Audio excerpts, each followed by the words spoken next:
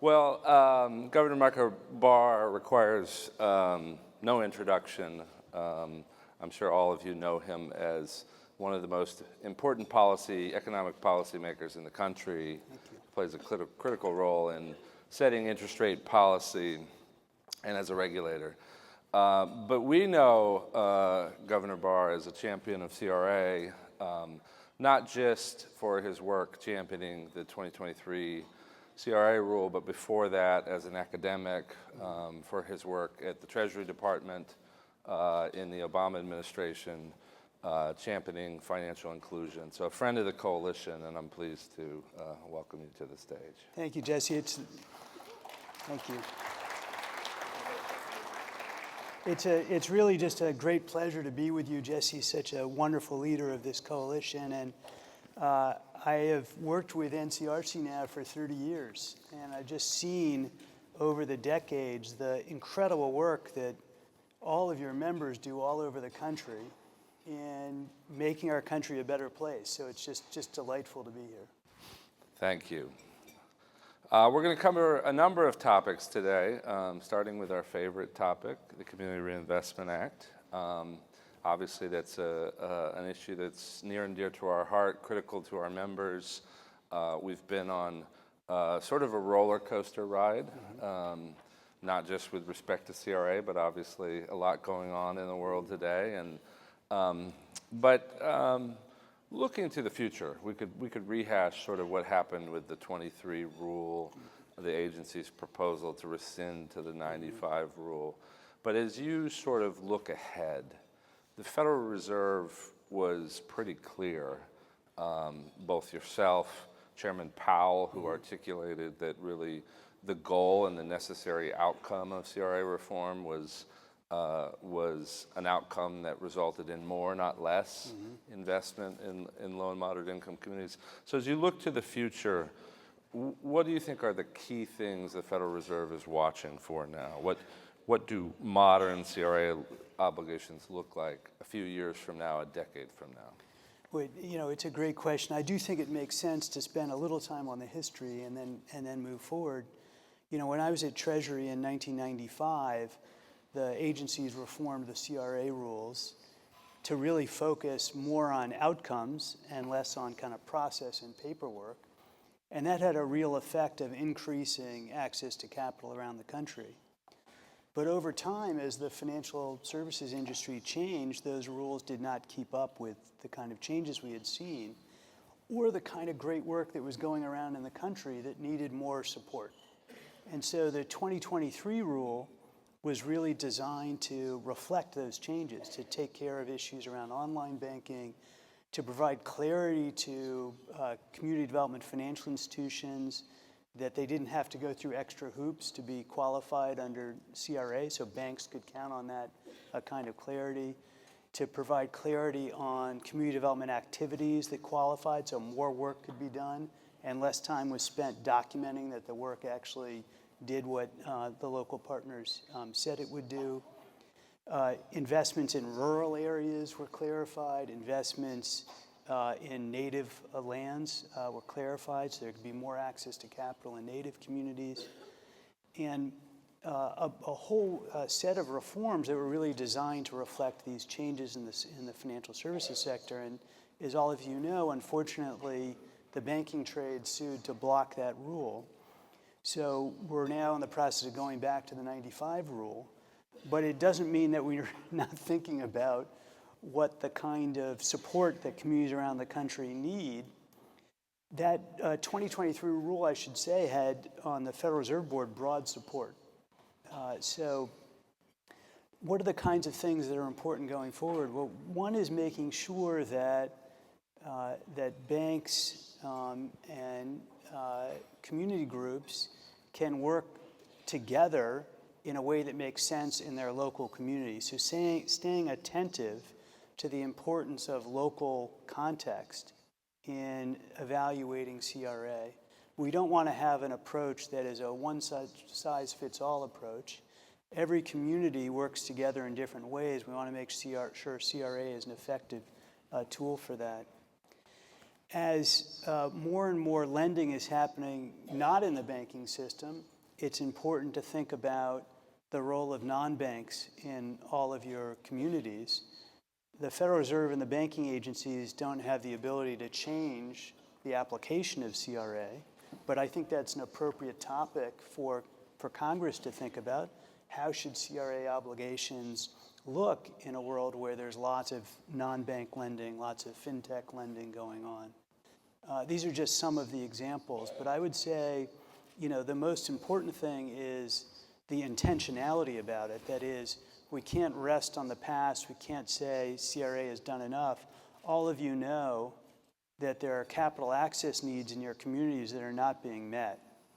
And so I think, it's most important that we as a country agree that the goals that we have, the shared goals we should have, would be to making sure that homeowners have a chance to buy their first home, that small businesses have a chance to grow, that community development organizations have the capital they need to revive their communities. And if we can kind of work on building that shared goal as a society, maybe then we can start to think about the technical work that has to happen under CRA.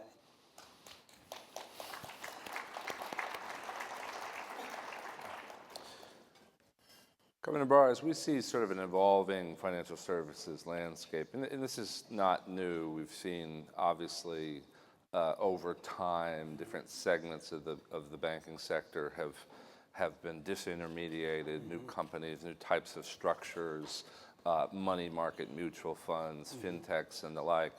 But today we see more and more credit flowing through fintechs, crypto companies, private funds. Understanding that Congress would have to act to do something like applying CRA to different types of companies, how do you think about regulatory parity? How do you think about how we maintain sort of fair and equal standards as the financial services industry evolves? How do we avoid sort of a race to the bottom? Yeah. Chairman Powell said at this very conference that like activities should have like regulation, and yet we're often sort of behind the curve, and you run the risk that a certain sector of credit sort of balloons and experiences difficulty and collapses, necessitating reform. How do you think about that? What's the role of the Federal Reserve? Yeah, I agree that we should have a system where similar risks are policed and regulated in similar ways. It shouldn't matter whether you're a fintech or a bank. You shouldn't violate the fair lending laws, right? So there's some pretty basic things, and the Federal Reserve has authority of two types in this area, and then I'll talk about other agencies. The Federal Reserve obviously enforces consumer laws for financial institutions that we supervise under 10 billion in size.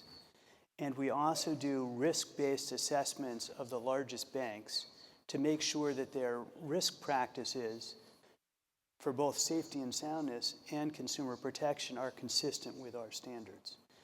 So that's for banks. Then we also look at bank relationships with fintechs. So if a bank partners with a fintech, they have to comply with third-party risk management guidelines. What does that mean? They can't just say, oh, the fintech made me do it. The bank has direct responsibility for ensuring that if they have a fintech partnership, that the fintech is also complying with the law, is not marketing on a discriminatory basis, or is not failing to disclose information about terms of a deposit account or a loan. So that's a second important way that we have a role. Now, the third thing to think about is, well, what if you just have a fintech operating not in partnership with a bank? Well, the Consumer Financial Protection Bureau was created to create that level playing field between banks and non-banks. The CFPB is the only federal agency that has the ability to supervise non-bank entities, and it's the primary entity that has enforcement authority over non-bank entities.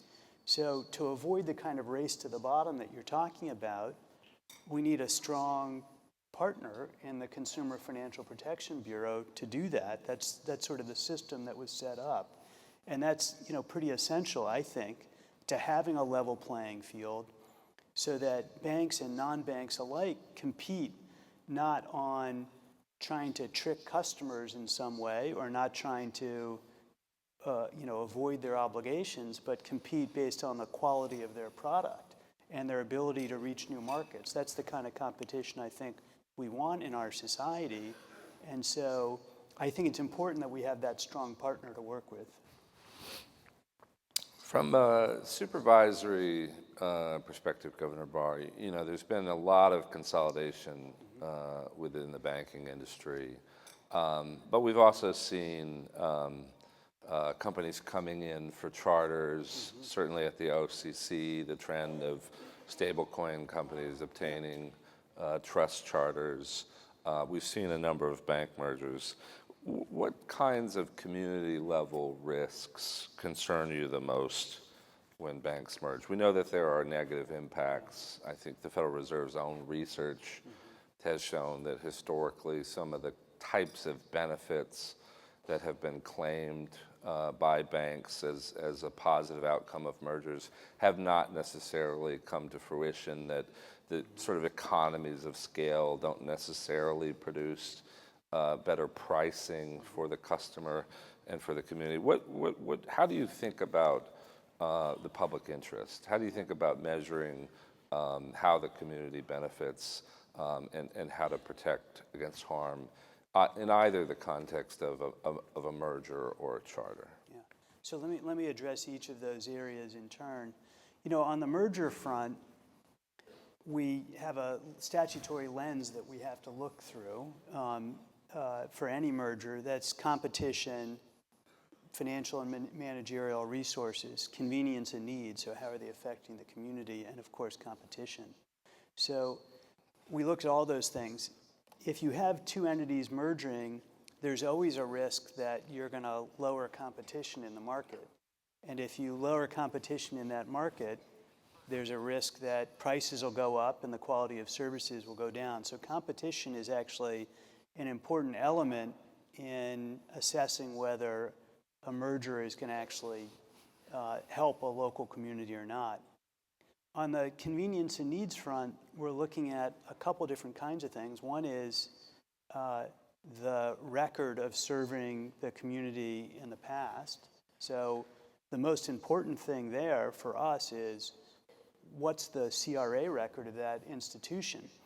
And it's not just the information that we get from CRA exams, but also importantly the input that we get from community-based organizations that tell us what's been going on in that community and that are important inputs into the CRA evaluation itself. So the work that you all do around the country, making sure that you know what's going on in the banking sector and letting us know about it is critical to that. And then we also look at the kind of performance that might be expected in the future. And there I think we have a much harder time. So we don't really know how the bank is going to act. And as you point out, there are examples where the result of the merger is less access than has been promoted. So one area, for example, where there's quite good research is on access to small business lending. So one of the things that local banks do really effectively is relationship small business lending. They know their customer really well. They're able to make loans that institutions that are more distant may not be able to make. And so one of the risks when you have a merger is that that local connection to the small business community is lost or diminished, and you might get less access to small business credit, or there might be less competition for that. So that's an important area to be concerned about. And also, if you lose that local connection, you might get less support for the local community development activity that's happening in that area as opposed to the broader reach of the institution. So that's an area that we look at, but I'd say we have less insight into what the future is going to look like than the past performance, where we can say, okay, this institution had an outstanding record of serving its community. that means it's more likely to continue to do that in the future. If it has a record that was unsatisfactory, I don't know of a case where we've approved that kind of merger. On the charter front, one of the things that I worry about when the agencies provide additional kinds of charter types is that not all the charters have the same regulatory and supervisory oversight. And so, as we were talking about with respect to a race to the bottom before, you can get a race to the bottom because there's different oversight of different kinds of charter types. And that to me is worrisome. In the context of the expansion of crypto activity, you want to be especially careful that the same risks in a bank that is chartered one way and a bank that's chartered the other way are handled the same way. And if you get lower standards for different charter types, that can provide less consumer protection, it can provide less prudential supervision, and so you might get new risks developing in the system that we're not all ready for. Absolutely. One of our concerns as well, I think, in this conversation about sort of stable coin usage, the Genius Act, some of the framework that's developing around cryptocurrencies is this question of yield, that you could see a flight of deposits out of the banking industry, which could either result in less lending, or certainly it could result in less of a CRA obligation if we see that kind of flight. So something that NCRC, obviously we don't always align with the banking industry, but we align on that concern. Shifting gears a little bit, Congressman Foster laid out a number of pretty interesting issues with respect to AI. And as we start to see AI's use expand in the banking sector, and we start to think about the potential for its use in credit underwriting, what sort of opportunities and risks do you see with respect to fair lending, and how do you think about your role? Well, let me just say first, it was wonderful to see Congressman Foster here to open up the morning. He's been a great friend of community development, and I personally always learn a lot when I listen to Congressman Foster. He's got just such a fascinating background and set of interests. I think generative artificial intelligence is likely to be a significant force in our economy in the coming years. And so I think it's absolutely critical that we grapple with its effects that could be quite broad. I think in the long run, AI, like other technologies, is likely over time to make us a more productive society and therefore allow us to have higher wages for people. And if it's handled properly, to bring everybody along on that journey. But you have to do it with intentionality. You can't just assume that because there's a cool technology, it's going to help everybody. You have to, up front, be worried about and be focused on how is AI going to affect the labor force, how is AI going to affect the financial sector, and focus your energy on making sure that it doesn't push people back or just leave them behind. So that's just big picture sense. So on the labor market side, we need to be investing. I think this is beyond our focus, but as a society, we need to think about investments in training, investments in education, investments in job creation that help people through what could be quite a disruptive transition. And on the financial services side, we need to make sure that the technology is used to promote access to credit and access to financial services. It could help in that regard in terms of things like right now people are using alternative cash flows as a way to improve access to credit. So generative AI might help in that regard, but you also have to be worried about the risks that generative AI, because it's soaked up all of the knowledge in our society, is also soaking up all of the bias in our society. And so generative AI might spit out outcomes that are just mimicking, reinforcing false claims about associative relationships that we have spent, many of you in this room, a lifetime fighting against. And again, you can't take for granted that it's going to be okay. We have to make sure that the models that are being trained on good data. We need to make sure that the models are not spitting out bad outcomes by looking at the outcome data. We need to make sure that when models are used, they can be explained. So we don't get an outcome that people say, well, the model said, this is just the model said it. That's not a legitimate basis for making a decision under our fair lending laws. You're not allowed to do that. So, we need to be sure as regulators that there's really strong model risk management going on in the banks. My experience thus far is banks have been very cautious about using AI other than traditional machine learning for consumer-facing kind of decisional metrics.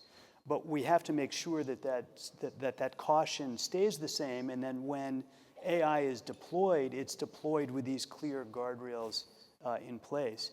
And if it's done with the guardrails, as I said, it might be a way of enhancing access. We should be open to the idea that you can serve more people more cheaply, for example, using generative AI, and that might improve access for people who banks saw before as not profitable enough.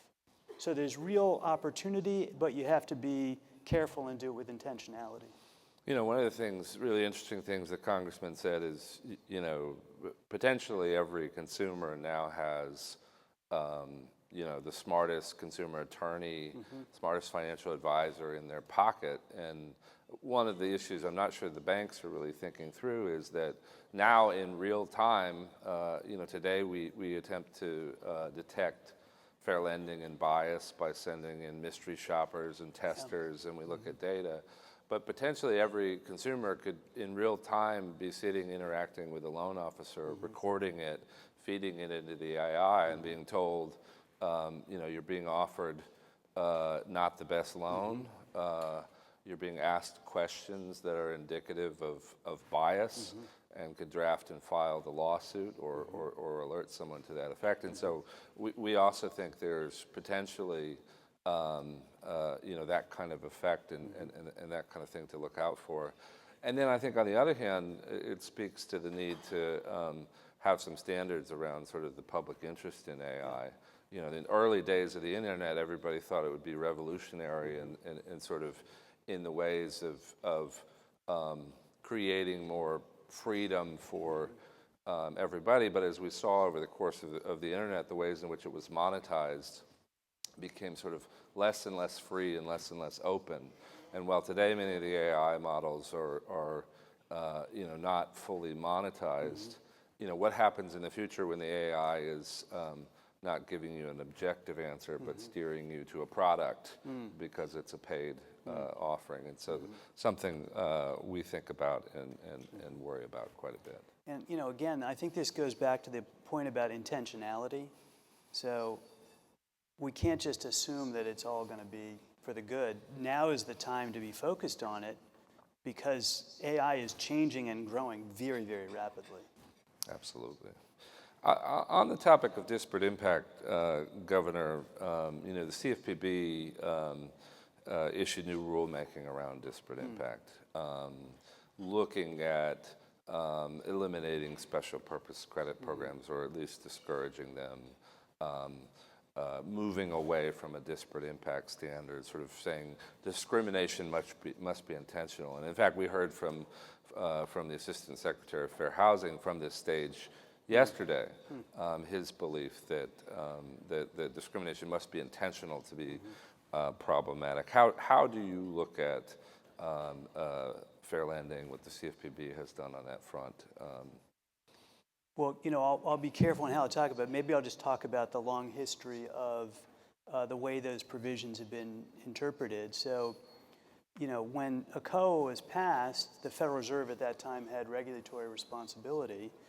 And we issued a set of regulations that made it clear on all the issues you mentioned, for example, made it clear that both disparate impact and disparate treatment approaches could be used under the law, that it was consistent with the COA to do that, to ferret out fair lending violations. And in my view, disparate impact has been a really important tool for understanding areas in our society where the practices and procedures put in place are facially neutral, but they have an effect that is really discriminatory, really exclusionary, and are not justified by legitimate business purpose. So that test balances, I think, really well the importance of fair lending enforcement and the importance of giving financial institutions the room they need to run their businesses.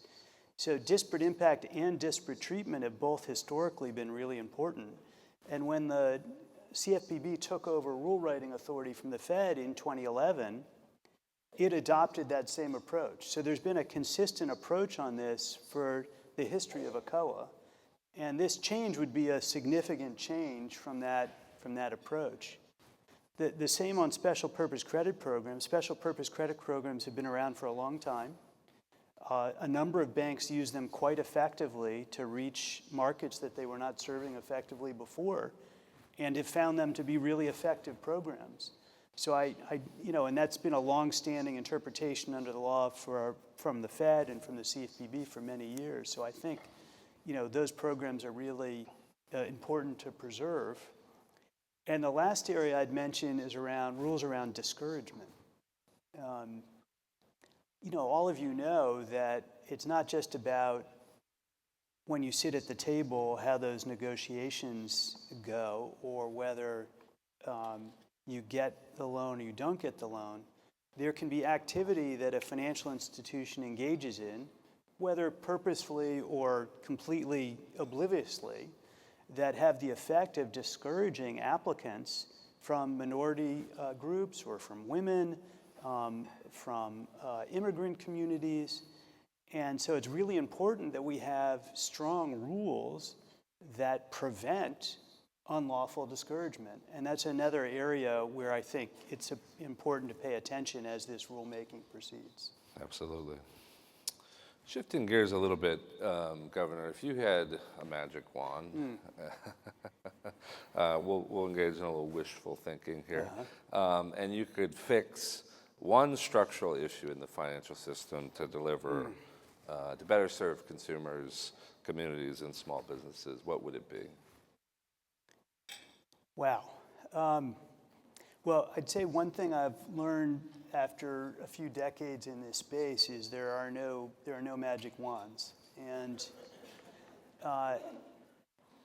let me just start with the work that all of you are doing around the country. One thing I'd say, this is not a magic wand, but the thing I think is most important is that your work is supported and bolstered and continued, because in my experience as a Federal Reserve governor traveling around the country, and before that at the Treasury and as an academic, is that the local organizations on the ground in a community make all the difference between success and failure. So if you want more people to get access to banking services, if you want more small businesses to grow in a local community, if you want more affordable housing, if you want more community revitalization, at the center of that, in my experience, there's a local organization. It could be a community development financial institution, or a community development organization, or an advocacy group, or a local, sometimes philanthropy. But that is the glue that makes all these things work. So again, it's not a magic wand, but I'd say let's figure out how to support your work more around the country.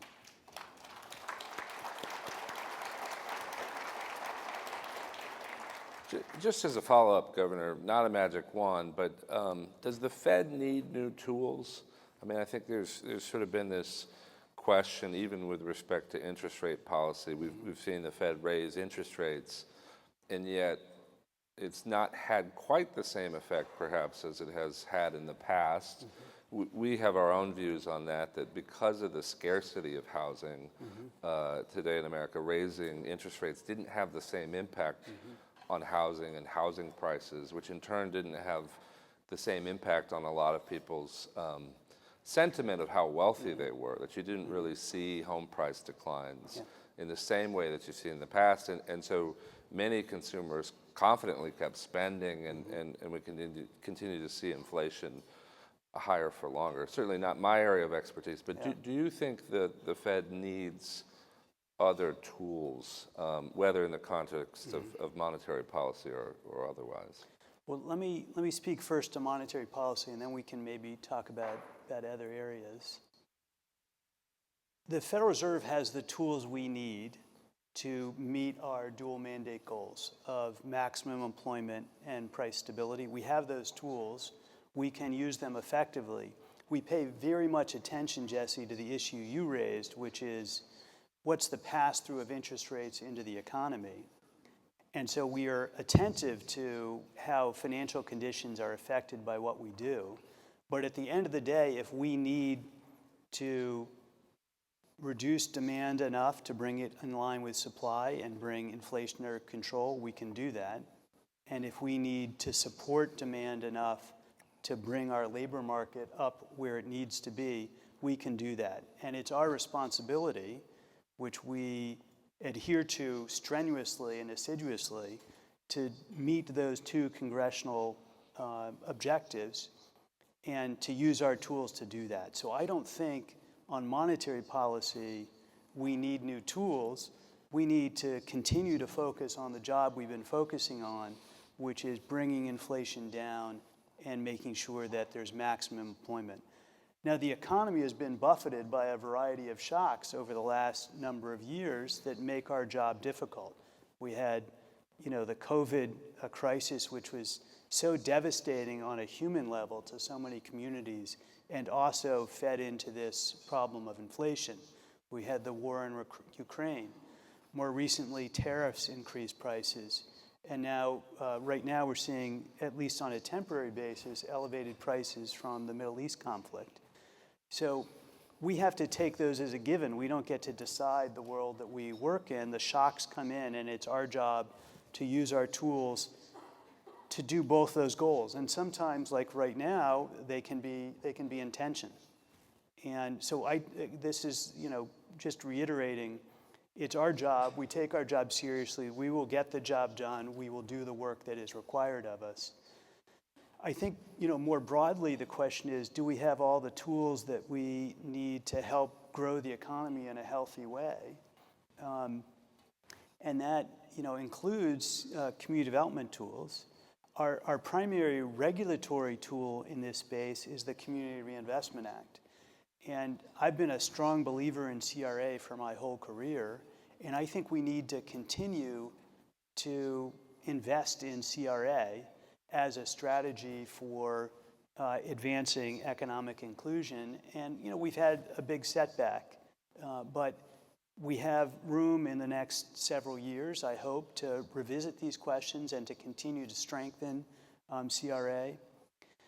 The partnerships that we have with other agencies are really important to that. I think we're going to need to make sure that those agencies are strong and committed to the work of inclusion. There's been a lot of effort to support community development financial institutions around the country, and CDFIs, in my view, have played really critical roles in helping local communities get access to capital and in helping banks see the opportunity in low-income communities, or to take a risk position that a bank can't take to bring a bank in to serve local communities. So making sure we have strong support for the CDFI world. And then, lastly, I'd say, this is just a broad general comment that I'd like to, end with. If you think about financial services generally, including bank accounts, but more broadly, our financial services sector, it's not really designed for low and moderate income people.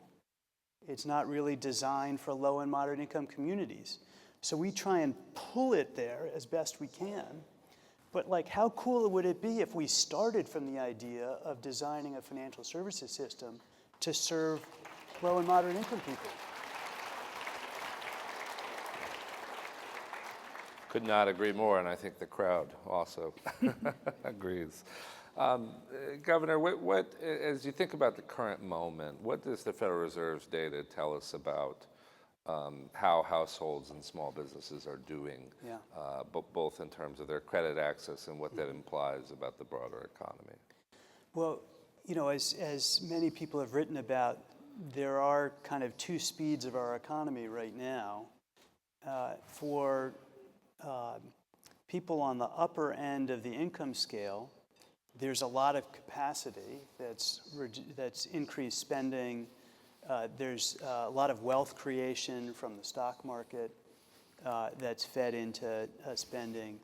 Consumer resilience, there's been a lot of consumer resilience in the economy over the last few years.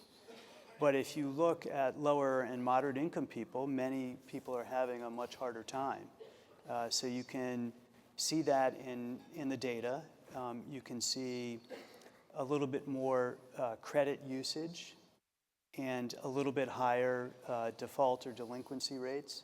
Not at a worrisome level, but you can see this. You can see the strain of people struggling to make ends meet.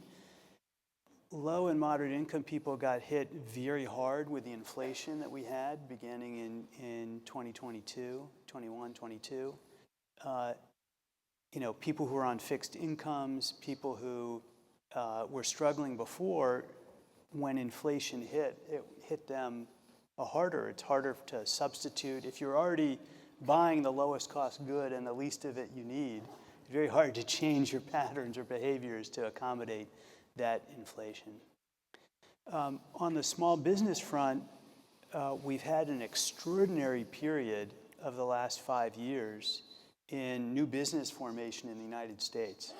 We have an incredibly dynamic entrepreneurial economy, but even on that very high base, we've had really strong small business formation over the last 5 years. And that's been, of course, good for small businesses, but also good for productivity growth in the United States. Productivity growth has been elevated over the last 5 years, in part because these new businesses are more productive, and in part because they're providing competition to incumbent businesses, so improving their productivity. And we've also seen changes in business practices that improved productivity coming out of the COVID pandemic. So productivity is up. When you have higher productivity, you can have higher wage growth without having inflationary pressure. So we've seen wage growth starting to catch up for many people. Not enough and later than the price increases, but that provides some hope that people will be able to, have a better future for themselves with that stronger productivity. More recently, we've seen some diminution of credit access for small businesses reported in survey data. You can see a little bit more, I'd say a little bit tighter terms, a little bit more reduction in small business access than had been the case 1 or 2 or 3 years ago. So that's something to watch out for. But I would say the overall story for small businesses has been really extraordinarily positive over the last 5 years. Yeah. As we shift to close here, Governor, I know there are no magic wands. Yes. There are also no crystal balls. Mm-hmm. But if you'll indulge me for a moment, if we look ahead 10 years, mm-hmm. What do you hope regulators will have gotten right about this moment? And let me actually sharpen the question. Mm-hmm. You have a crystal ball. You see that 10 years from now, there's a strong likelihood of another financial crisis, but you can head it off. What would you hope in this time period, in the next 10 years, we get right, that we address head on?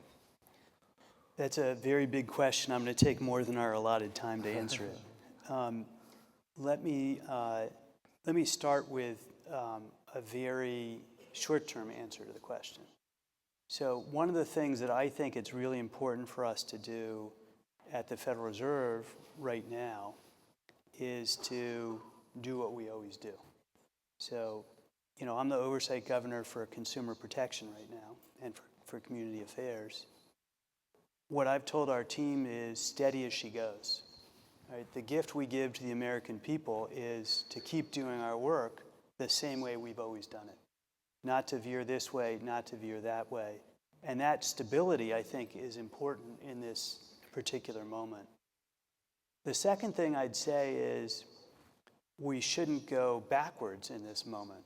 So, when we see fair lending laws get weakened, or when we see cuts to our sister agencies' ability to enforce the law, or when we see on the prudential side weakening of safety and soundness standards, that is inviting a problem in a few years.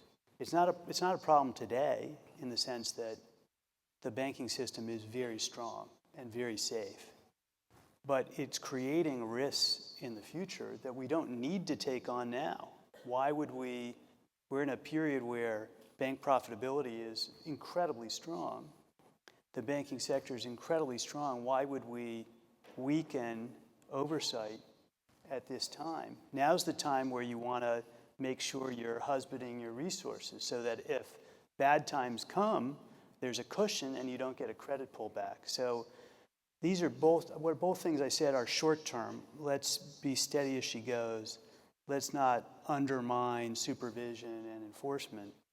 And then let's plan for the future. I think Representative Foster pointed out, I think quite correctly, that artificial intelligence is going to be quite important in our economy. We need to be planning now and doing the work now so that in 5 or 10 years we don't see financial stability risks or weaknesses in the labor market or societal dislocations, because we can see the trend line. If we act now, we can make the world a little bit better in 5 or 10 years. So, longer term, I'll go back to, what I said before, like, what if we decided that the most important thing in financial services was to make financial services designed for most human beings and most businesses and local communities? That would be a transformative moment. And we can do that work. We know what it takes. You all have been doing it in your communities. There's lots of research in behavioral economics on the things that people need to actually do well in the financial system. There's been lots of research on the needs of low and moderate income communities. So if we started the work now to say, in 10 years, we want a financial services system that is designed for low and moderate income households and also serves rich people really well. Instead of... I don't think we have to worry about that part. Instead of a system that serves rich people really well and sometimes helps low and moderate income people. That would be a really fundamental shift, and I think that's something we can do together. Yeah. That's our time. I'd like us to give a warm Just Economy round of applause for Governor Michael Barr. Thanks.